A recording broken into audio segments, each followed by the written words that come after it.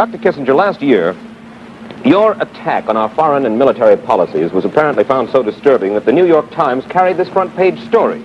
They said, for the first time since President Eisenhower took office, officials at the highest government levels are displaying interest in the theory of the little or limited war.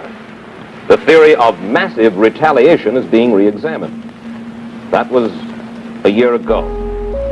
What has come of the re-examination? I think the theory has been re-examined, the practice has not been. The theory has been found wanting then? The theory has been found wanting, but I don't think we have made the effort or spent the money or made the sacrifices necessary to get a capability for limited war.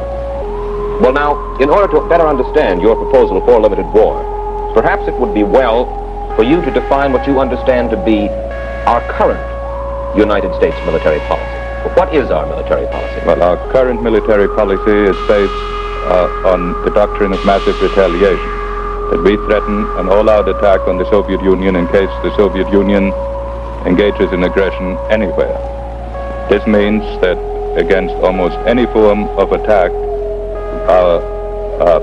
we base our policy on a threat that will involve the destruction of all mankind.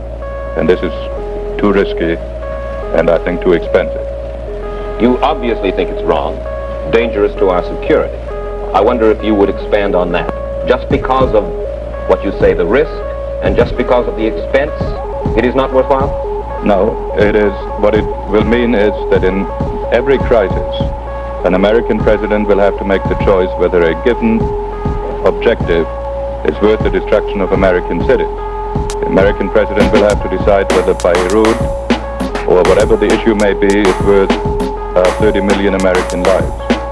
In practice, I'm afraid the American president will have to decide that it is not worth it, and it will therefore encourage the piecemeal taking over of the world by Soviet aggression. Because you believe the Soviets understand our unwillingness or inability, certainly our unwillingness to wage an all-out war? The Soviets will understand our increasing unwillingness to engage in this kind of war. And therefore their task will be to present us with a challenge which doesn't ever seem worth taking the final sum, but which the accumulation of which is going to lead to the destruction of the free world. In place of that policy, what do you believe our military political policy should be? Well, the first thing I'd like to say is that military policy can't be a substitute for other measures. It can only be the screen behind which other measures are possible. Now, with this qualification, I think that we must have a military capability that permits us to react to Soviet threats at the same level of intensity at which they presented, so that we don't always have to choose between the destruction of the United States and the defense of the countries that may be threatened, but rather that we can defend the areas which are threatened at the place where the threat occurs. How is that actually translated into, if I may, into more simple language? Are you simply talking now about a policy which includes limited war? It's a policy that, yes, that we are ready to engage in limited war, that we have troop transports, air transport that enables us to get into position quickly, and that we have the forces to engage in limited war, which we do not now have. Can you give me an example of how this might actually work out? Well, at the moment we have 13 divisions. It is clear that with 13 divisions we are incapable of resisting Soviet attacks when the Soviet Union has 175 divisions. If we had more divisions and if we had air transport, then in case of a Soviet attack, say on Iraq, we could airlift a few divisions into the area and together with local forces attempt a defense. President Eisenhower, you advise limited war, or you suggest the use of limited war, limited nuclear war indeed. President Eisenhower said about 2 years ago is that war in our time has become an anachronism. Whatever the case in the past, war in the future, he said, can serve no useful purpose. A war which became general as any limited action might, he said, could only result in the virtual destruction of mankind. Now that's the rub. It would seem that any limited nuclear war might boil over into a total war, and so the question we must put to ourselves is, dare we take the chance? Well, let me answer this question in two parts. You say I advise a policy of limited nuclear war. I do not advise that we initiate war. The question of war will arise only if the Soviet Union attacks. Then, if the Soviet Union attacks, and in fact we are very much more afraid of total war than they are, they will gradually blackmail the free world into surrender. Everything that I say is based on the assumption that we are as willing to run risks as the Soviet Union.